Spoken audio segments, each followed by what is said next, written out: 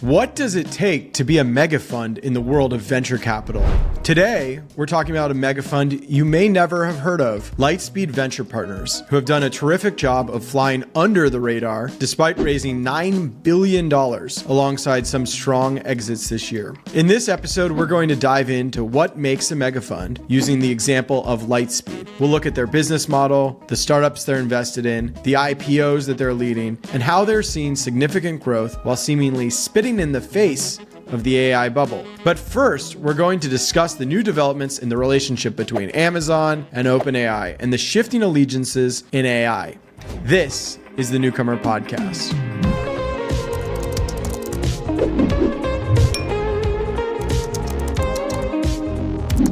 There was a time where one of the most exciting things that could have happened but didn't happen in Silicon Valley would be that Amazon would buy Anthropic. Amazon, a big cloud service provider, invested in Anthropic, doesn't seem to have figured out foundation models.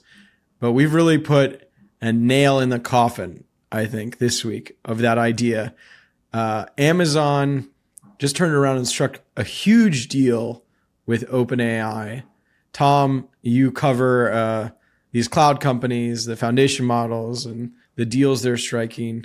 Yeah, what do you make of Amazon's decision to strike an enormous deal with OpenAI? Yeah, well, we should have some caution here that it's just sort of in discussions right now. So I don't know if they struck it's in the talks. deal. It hasn't closed yet. Yeah, but I mean, the origins of this basically was a couple of months ago, Amazon and OpenAI announced that they had signed a multi-billion-dollar cloud computing deal with AWS, where it was going to be hosting some of OpenAI's models on AWS, and it was sort of the first big non-Microsoft deal that OpenAI struck once it got out of its exclusivity agreement. And, in case you were worried after Amazon and OpenAI struck a deal that it wasn't circular enough, fear not. Fear not. People always wonder with OpenAI, how are you going to pay for it? The answer is more money from the cloud computing companies that they work with. So it looks like OpenAI is in talks to get around $10 billion, maybe more, from AWS. And, just to take some pride in the way this has all progressed, we did a story, I think it was a newsletter item a couple of weeks ago, where I talked about how Amazon had really started to shift away from its Anthropic relationship. That for a time, Anthropic models were the Amazon bet. And that was the way it was discussed internally. I was told Jeff Bezos was going around talking about Anthropic as the Amazon bet. And it's clear that they have shifted allegiances. A little bit behind the scenes, when I wrote that, AWS was very upset with me. And they said that to say that Anthropic is no longer, our big bet and one we're committed to is absolutely wrong. And they pointed to all these press releases that Anthropic would make claiming that, Anthropic is still our primary provider. Sorry, AWS is still our primary provider and we use their chips. That's clearly changed. That's no longer the case. There's been a shift there. Yeah. And I think, as we wrote at the time, that newsletter item, I think there's been shifting allegiances across the tech world, where once Microsoft was the exclusive provider for OpenAI, and then they invested or planned to invest billions of dollars into Anthropic. Amazon obviously made their big play with Anthropic. Now they seem a lot more attached to OpenAI. Google is kind of relatively neutral, but more focused on their own models. And I think it just goes to show that there is just such an insane need for compute right now and an overall belief in AI that there's no reason to pick a horse. You really kind of just need to bet on the industry at large and just take as much money and give as much money to keep it going. Amazon's also trying to get OpenAI to use its chips here, right? Yeah, that's part of the deal. Amazon is building chips that they want OpenAI to be using to diversify off of NVIDIA GPUs. Also, in Anthropic deals of AI world too, they announced a couple months ago a deal with Google to use Google's chips. So Google has a partnership with Anthropic as well in this, even beyond, focusing mostly on Gemini and their internal products. Right. They do have some ties to Anthropic. Maybe Anthropic somewhat jilted Amazon first by doing stuff with Google. A Google deal. So then we have to circle back around here. Yeah. Yeah. Well, but also keep in mind that Google had already invested money in Anthropic before that. They're a significant investor. And my understanding is that most Anthropic training and inferencing, at least training, I know is done on TPUs, on Google's chips. So there was already like a deep relationship there. I mean, the fact with Amazon is that they're kind of like the rich kid that has to buy their friends. No one likes their chips. They just aren't very good. I'm sorry. I'll say this strongly on the podcast. I'll have anyone come on here and disagree with me, but every conversation that I've had with people in the space says that like the Trainium and Inferentia chips that Amazon makes are like a huge tier below certainly NVIDIA's chips, but also Google's TPUs. And so they gotta get people to use them somehow, and $10 billion is not a terrible way to do it. And if there's a core financial engineering risk with AI, it's that I invest in you, and then you use that investment to do me a partial favor by pretending like there's enthusiasm for my product, yes, even though there isn't really enthusiasm, right? So yes. In the case of chips, I, Amazon, invest in you, OpenAI, and then you turn around and use my chips, show a little enthusiasm, and then maybe I get a market premium on my stock. My stock goes up. That's great for everybody, everybody involved. And who cares, right? And similarly, this is the cynical case. The cloud companies benefit from OpenAI, Anthropic, et cetera, spending on these enormous training runs, right? So they want to keep this foundation model game going. And so keep the money going there also so it can turn around and spend money on us. So there's definitely, this cynical argument that foundation models like OpenAI and Anthropic are so valuable in part because the people investing in them want them to be, because they're big customers, and they're validating a lot of the products they're creating. And this is why, to me, this is the bull case for Google, because Google's on both sides of it. If you think foundation models are going to be revolutionary, and not only revolutionary, but capture a lot of the economic value of what happens in AI, Google has Gemini. If you don't, and you think all these models are sort of ludicrously spending on training runs that are just like lining the pockets of cloud providers, well, Google has one of those too. So I think, good to be in both camps. Yeah, they have the chips, they have the models, they have the customers, and they can force these AI models down the throats of these customers by putting it in all the different, crevices of their products. Sorry, that's a gross image. But I think this all leads to what I thought was a fucking hilarious video that Greg Brockman, the co-founder of OpenAI, just made, where I don't even know what it was for, but it's basically this video where he talks about the importance of compute and is like, as time goes on, we just need more and more compute. The funnier part of this video to me was him saying at first, we tried other ways to build our models. OpenAI did not set out with a thesis that compute was the path to progress. It's that we tried everything else, and the thing that worked was compute. We really wanted to find another way to grow our company without just demanding multi-$100 billion of compute deals. But we can't. This is what it is. So please, it's like a PSA. It was like for only $1 a day. He was getting quirky with it, He was doing like how do we do it kind of tone. I don't know. Yeah. It was for only silly. $1 a day, you too can keep OpenAI afloat and give us the compute that we need. Please reach deep. If you have GPUs, if you have GB200s, if you have anything that you or your friends might have, please donate them to OpenAI, because that's what we need to keep going. I don't know what the fuck this video was. I don't know who it was for. Honestly, if you start to look back at this era from 10, 15 years from now, if it does happen to go sideways or doesn't turn out the way people expected, this video is going to be one of them to me. That's just like, what were we thinking? How did we not understand that there was like something slightly concerning at the core of the way these companies run? To be clear, my point of view remains that we are imbuing everything with the capacity to be intelligent, and there's going to be a huge market for that. And as they get more and more intelligent, they're going to get even more valuable. But what that means for the near-term value of OpenAI, I have no idea. Glad that's not my job to figure out. But I do think these things all come back to the actual, your belief on the value that AI is creating or not, right? If it's creating a lot of value, then it makes sense to build chips and spend money on chips. It makes sense to do these huge training runs. But right. I'll be fair to Brockman in his argument was that like our products are so successful, they're in such demand that we need compute to be able to provide power to it that, we can build more of them because people want them so much. It's not that speculative. It's like, we need this now. It's for our products to work. My only counter to that would be like, what products outside of ChatGPT? Right. Like, and what moat? You do these training runs and then everybody catches up with you tomorrow. Right. Well, I think that's What do you also have? that's the business question that is completely separate from the value that AI, this technology, creates Right. and is transformational technology. I think we're all in agreement here that it is very useful and is very impressive, and there is a ton of utility for it. But where the business moat lands and Right. how these deals, as they are structured financially, work out, that remains a little bit still murky. And as you'll see in the segment coming up, that's why they need all the money. That's what the money is for, is to make the compute, pay for the compute that OpenAI so desperately needs. And so everything has to be mega sized from that.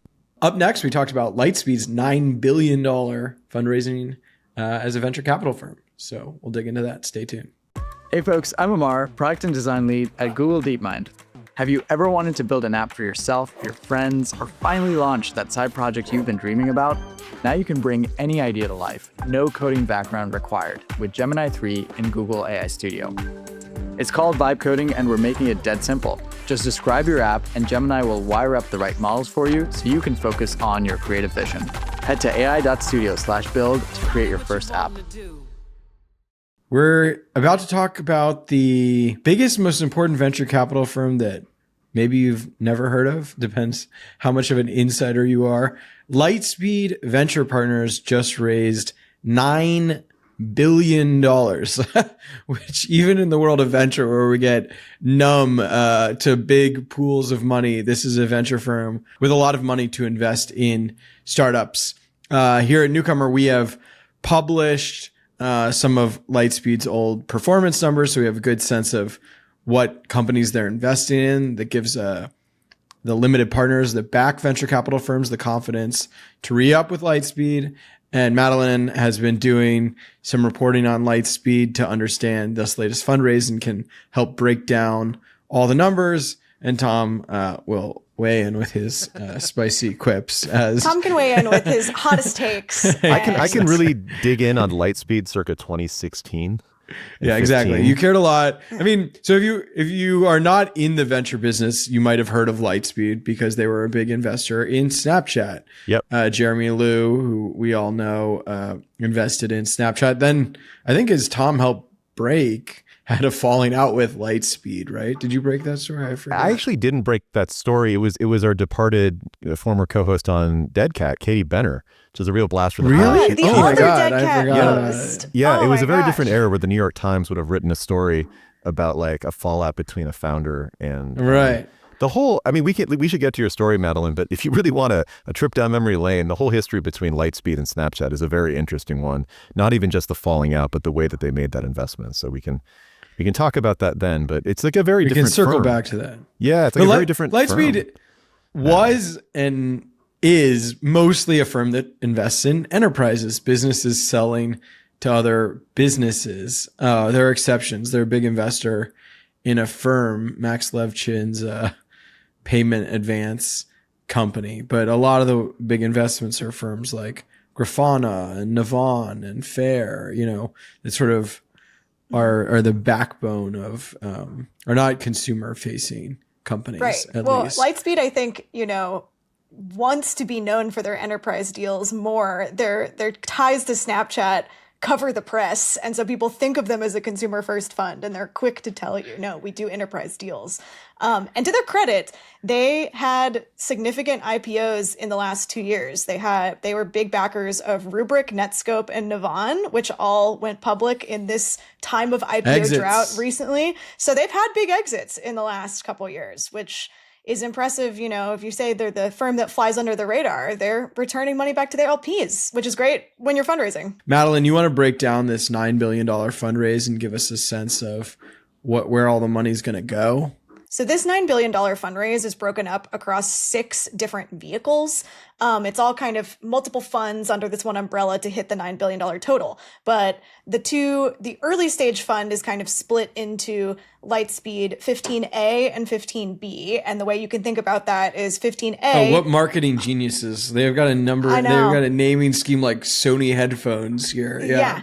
Well, 15A is 980 million, and like the title says, it is for seed up to Series A, maybe a smaller B deal. Lightspeed B is $1.2 billion, and that is going to go to things that are more entering product market fit, growth, Series B onward side. However, it's not the growth fund. It's just like in the age of AI, these Series Bs and Series As and billion-dollar seed rounds, they wanted a lot of capital to be able to properly allocate in these rounds and double down on concentrated bets.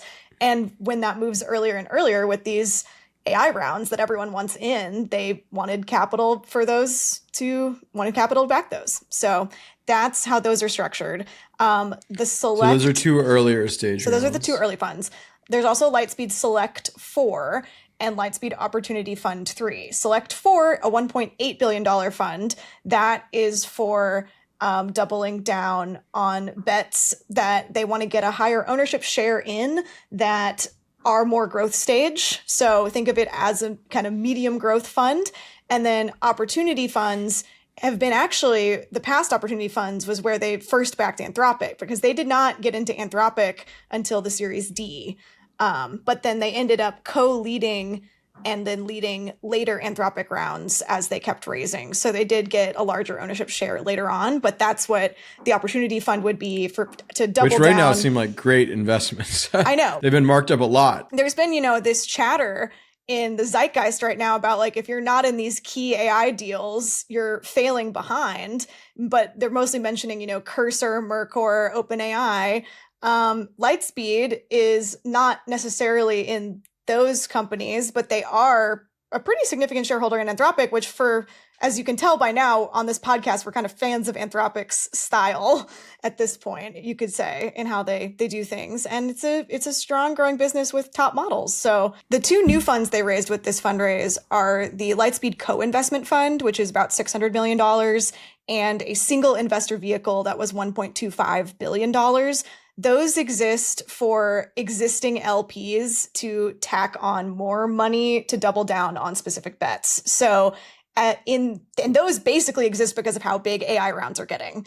There are certain LPs who want to have even more exposure to top AI deals, and those funds exist so they can opt in to give Lightspeed even more money on ones that they think Lightspeed has an advantage of getting into further rounds on and getting additional ownership. So those are what those 2 additional structures are, which total it up to $9 billion, which is a pretty hefty fundraise. What was one of them? So sorry, one of them is a sidecar.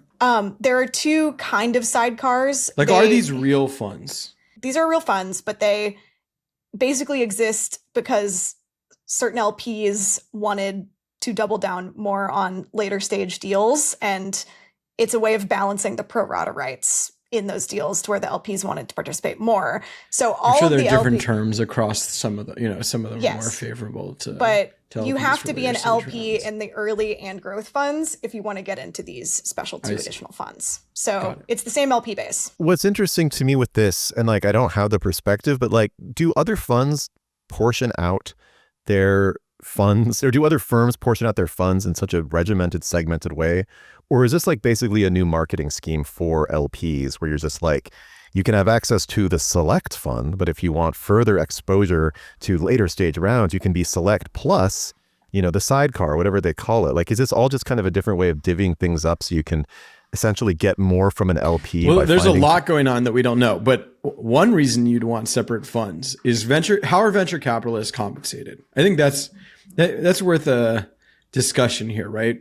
So venture capitalists are compensated based on management fees and carry. Management fees, that's the 2 of the famous expression 2 and 20, means that they get 2% a year of the assets that they've raised. So you have bigger and bigger funds, you get larger and larger management fees. And so part of what's appealing about mega funds is that you have so much money that the management fees alone become very valuable. And who cares how well your investments do, because you can make, if you do we should do the math off 9 billion. I mean, it depends. Not all these funds are the same fee structure, and they don't like announce the fee structure, but they're making hundreds of millions, certainly in management fees alone. Now you have to run a bigger firm, you pay employees. Right. but The that's a overhead lot of goes up money. among, the number of partners, that sort of thing. So it does get diluted out, but it's a pretty good market if you can make sums like this off your management fees. So if you're thinking about management fees, you want to have you just want to raise a bunch of money, right? That's great for management fees. On the carry side, you like having different funds, right? So if my venture fund does really well and I only get paid as a venture capitalist if I, double the value of my holdings, or if there's some hurdle that I have to reach, I don't want that to be dragged down by the fact that then we double down later at bad valuations. And so we're not going to make, we have a bigger and bigger pool of money we have to pay out until we reach our hurdle. So to hit carry, it can be advantageous to split out funds. Split out funds meaning like having early, having late, having right. a Early middle could tier be in the money, that's- but opportunity might not, and so then it's like, oh, we make money off.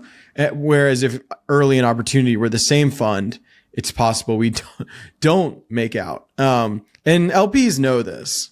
Right. And this also could be, in Lightspeed's case, they have, 15A and 15B, which even splits the early Right. level farther. Exactly. So there's like seed Right. A and Right. B, C. So before you even get into growth, they're tiering it out that way. It's possible they have some overall promise to LPs. I don't know, like how much these things are operating standalone versus they're saying overall we will make the money back. But yeah, I don't think it's mostly about marketing, and they're probably let some LPs concentrate in areas they like better, and there's a lot of negotiating.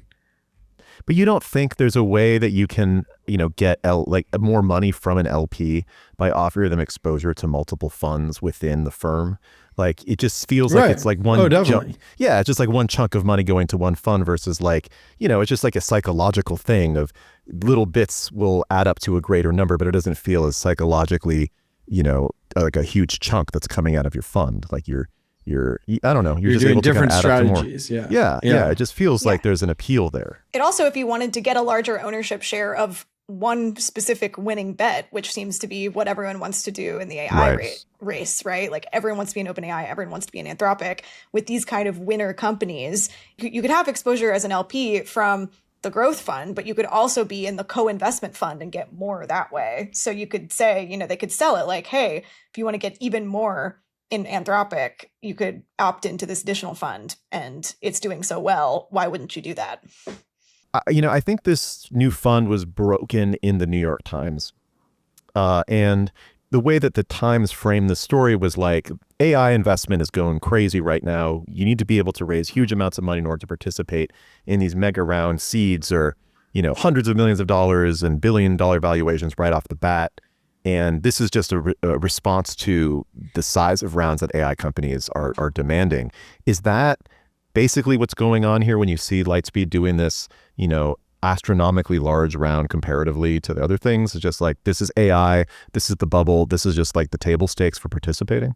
I think, there are two things going on in terms of why Lightspeed is able to raise this amount of money. One, limited partners, the people and firms and institutions that invest in venture capital firms are sort of fleeing to the best of the best.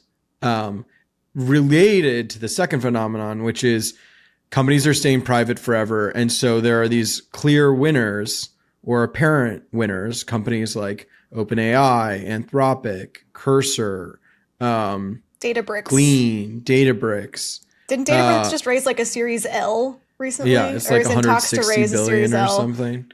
I had never heard of a Series L before that. Right. So they're staying private, which means that only sort of connected investors can really get access. And so firms like Lightspeed are well positioned to do those deals. And so they need way more than traditional venture capital money to invest.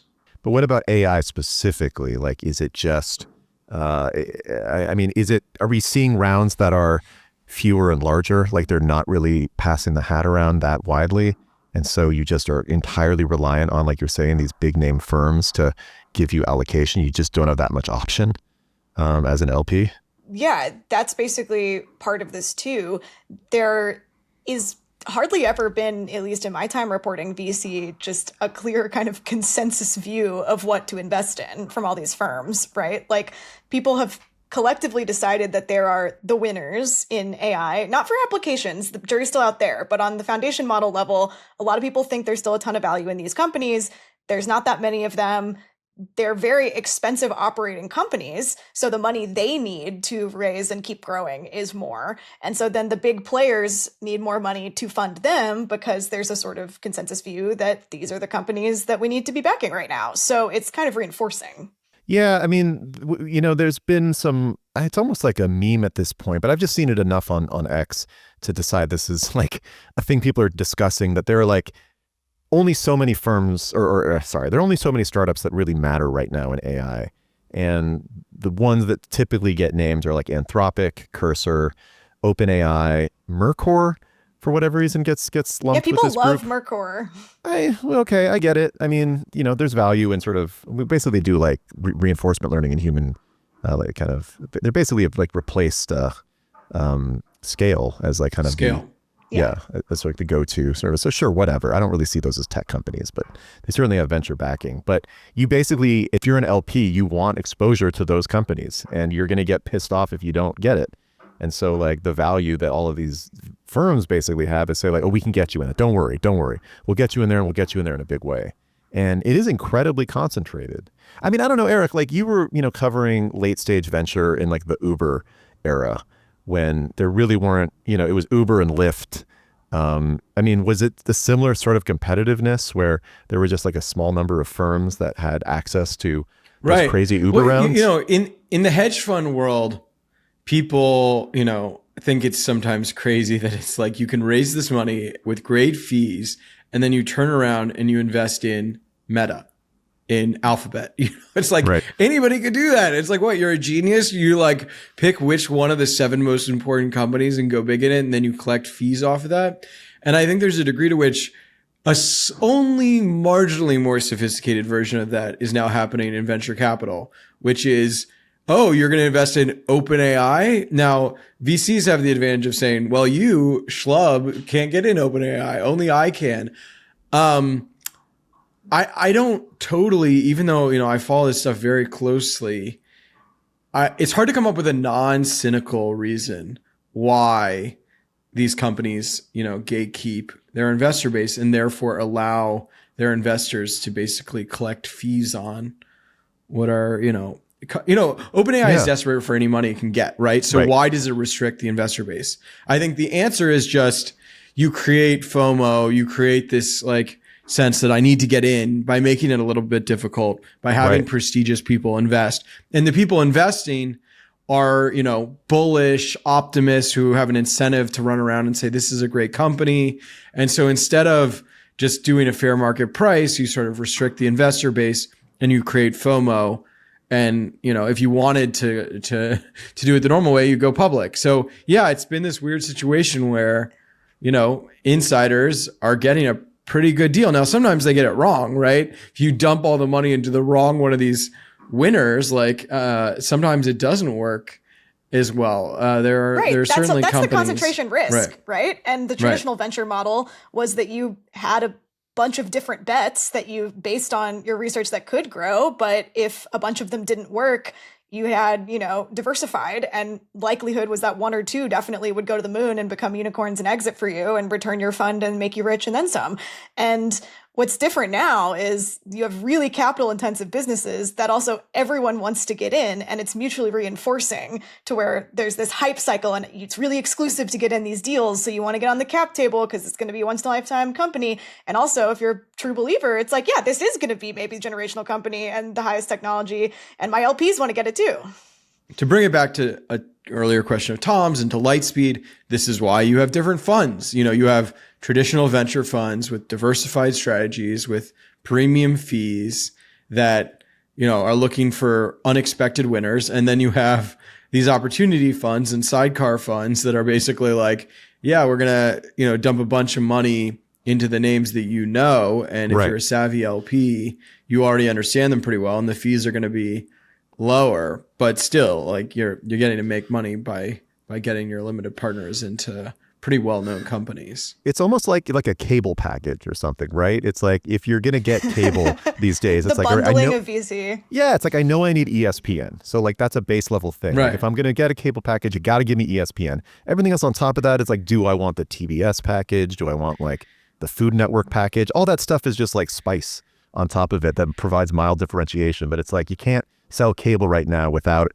ESPN. You can't get a VC fund without OpenAI, Anthropic. But you also need to put your head more in the mind of the ultra rich, right? Their problem isn't, oh man, I just want ESPN and they're making me buy all this other stuff. Sometimes it's the opposite. It's like, I don't want to think about all this piddling little stuff. Like I want to write one huge check, Yeah. I don't know who the LPs are, but it's like, I'm Saudi Arabia. I don't want to sit here worrying about like, oh, your venture strategy. I just want to be like, here's a bunch of money, like make me some money, and like part of the challenge sincerely of having huge pools of capital, even for professional investors like pension funds or sovereign wealth funds, is you want to put all your money in one place and get a substantial, reliable return. And firms like Lightspeed, NEA, is the sort of historical example of this, where it's not necessarily aiming for classic venture capital performance, but saying we can do the market or better, and it's a huge amount of money. Don't worry, leave it with us. We'll consistently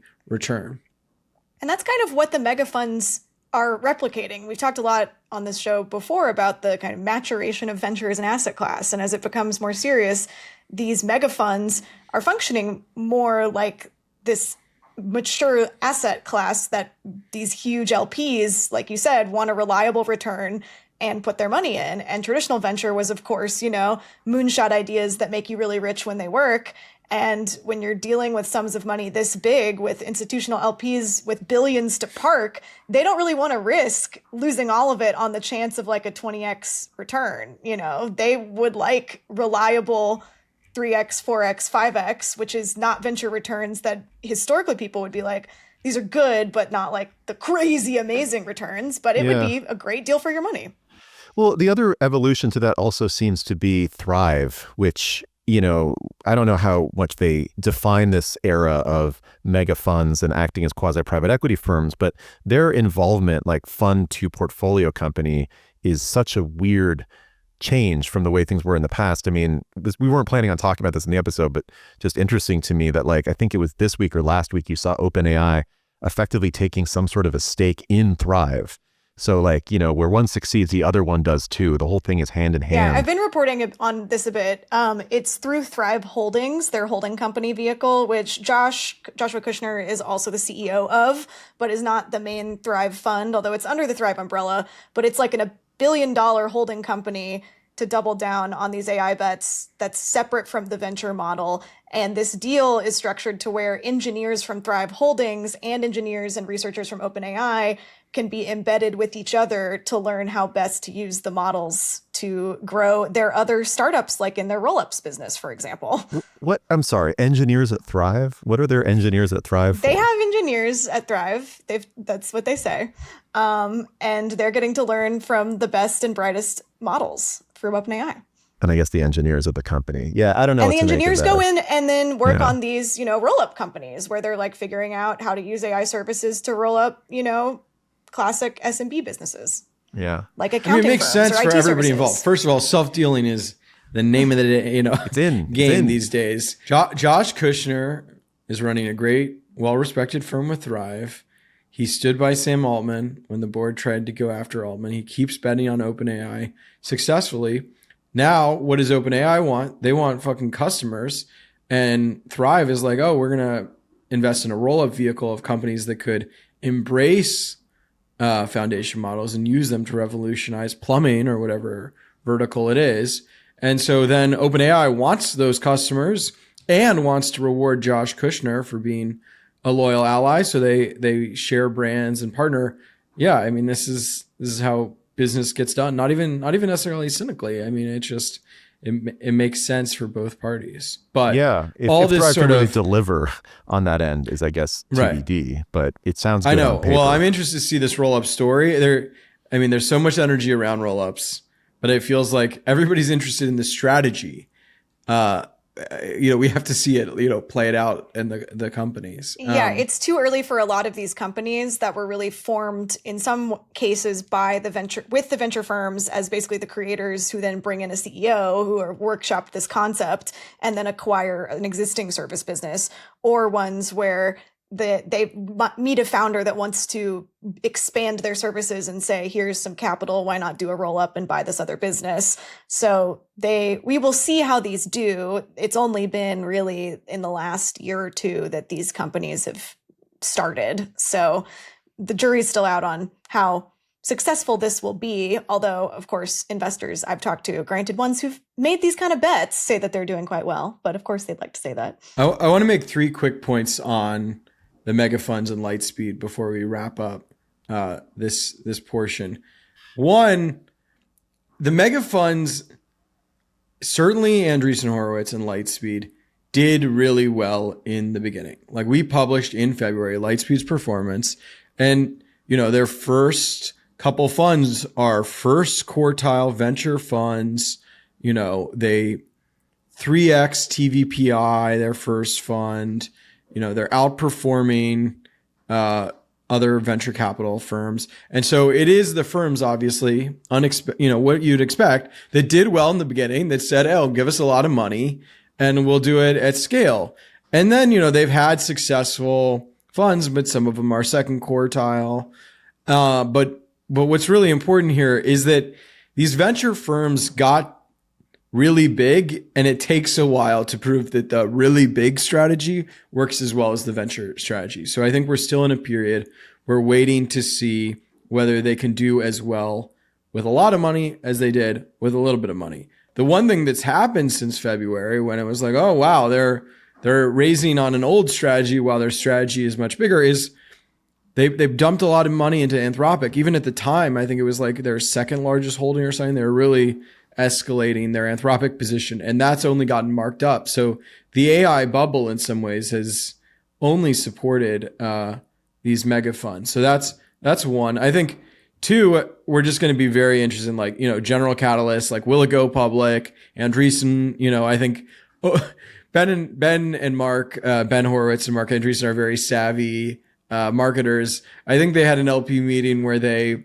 opened it up. We're not thinking about going public, which of course, raises the right. The mere fact that you bring up, right. It's like, we're not doing it, but was it on people's minds? Questions about my not going public shirt are answered by my, I'm answered by my not going public shirt. Yeah. So they, they're all professionalizing. They're hiring, people from, Blackstone and big private equity. They're getting wealth managers. They're pursuing multiple strategies. And so it's just going to be interesting to watch this asset class grow up. I do think, small venture capital firms are so important for the VC ethos, that the sort of power struggle between mega funds and small firms will be interesting to watch. And then the final point is just, if you're in Silicon Valley, you got to sort of breathe a sigh of relief that firms like Lightspeed have all this money, because their job is to deploy it. And so even if we're in a bubble, if the public market bursts tomorrow, Lightspeed still has all this money pretty locked up. Now, they can slow down for 6 months, but they're probably going to deploy it at a fairly steady pace. So the fact that all this money has been put into a venture capital firm is a sign that, as much as people yell about a bubble, at least on the private markets, there's plenty of money to keep investing in startups and keep some of the activity level. If Anthropic, OpenAI, or NVIDIA, correct, maybe that means, Lightspeed and others shift more money to new companies, or, the big companies stay private and they gobble up a lot of the money, and then not as much for startups. But it's a large pool of money available to the startup ecosystem, which gives some confidence that, Silicon Valley is not going away anytime soon. At the very least, it kind of papers over this narrative that we keep coming across, which is that we're actually in a down cycle for startups. And a lot of people a lot of companies are struggling to raise funds. And we had Kate Clark on here a couple of months ago talking about, the plight of a lot of these early stage, A round funds, which is a real thing, but no one really pays attention to it when you can see the Lightspeeds of the world raising multi-billion dollar funds and startups reaching these $500 billion valuations. It's like, that's the recession right now. It's like companies worth hundreds of billions of dollars is a recession, which, there's a very strong case to make that it is one, but it just doesn't compute with, money still flooding into a small number of mega funds. Well, before we wrap up on Lightspeed, Tom, what's your Snapchat story? Sure. So famously, Snapchat, their first investor was Lightspeed. And the story actually goes that, is it Barry Eggers? Is he like one of the early kind of co-founding partners of Lightspeed? His daughter was in high school and she was using Snapchat, and she would come home and be like, Dad, there's this funny app that everyone's using where we message and it disappears. And he's like, isn't that for sexting? And she's like, Dad, there's this really cool app that everyone's using. And so they were begging Evan, who didn't he didn't like Evan Spiegel. He hated VC firms. And so he never wanted to provide any sort of access to a lot of funds. But eventually they broke him down. And Jeremy Liu, who is now kind of somewhat associated with Lightspeed, but fairly not. He's mostly retired. Yeah. He was able to convince him to invest, but Evan hated the terms. And he kind of felt that they had him like bent over a barrel and got too much control, which, that whole mindset from Evan ended up being like kind of a horrible aspect of Snapchat. I mean, he maintains... The company, public performance has been terrible, right? And he has total control over it. And so basically... So no one can do anything. No public shareholders can do anything. You can't fire the guy, and he's running the company in the way that he's running. I'm not going to make a judgment. But anyway, it's kind of like a seed of destruction. Oh my God. It was once like, one of the sexiest social media companies in the world. He could have sold it. It's worth $13 billion. He probably could have sold it for $13 billion. In Facebook, like 2016 or 2017. Right. Yeah, I mean, Facebook was going to buy it for like a single-digit billions at one point, but at the top of the market during the pandemic, I think it was close to 100 billion. So it's a disaster. But anyway, Lightspeed ends up having a huge falling out with Evan because he hated the terms. It was kind of like a Motown artist who felt that he was being taken advantage of by Berry Gordy. Good reference to anyone who cares. That was a great reference. All the best references, are good only to you. But yeah, sure. But anyway, but the funniest part of this whole story to me is that as a way of like saying thank you, because this is one of Lightspeed's biggest early successes. Like it kind of puts them on the map. And to a point that I think they're annoyed because they're not really a consumer tech company, is they end up, so this is a high school, Barry Eggers' daughter goes to this high school in Silicon Valley, and they happen to have like some sort of an endowment or some sort of fund associated with the high school. And so they actually give the endowment some equity into Snapchat from like an A stage round. And when the company goes public, that stake ends up being worth like tens of millions of dollars. And so this like relatively random high school at the time. Millions in Snapchat? Yeah, it was millions in Snapchat. Hopefully they sold at the IPO, but... Yeah, anyway, some high school made a shit ton of money off of Snapchat because of Lightspeed, which is a firm that Evan Spiegel hated. And it was one of my favorite stories that I wrote covering Snapchat back in the day. So anyway, there's my Lightspeed Snapchat story. Cool. Well, that's our episode. Thanks so much. Thank you for tuning in to this week's episode of the podcast. If you're new here, please like and subscribe. It really helps out the channel. Listen in for new episodes every week wherever you get your podcasts.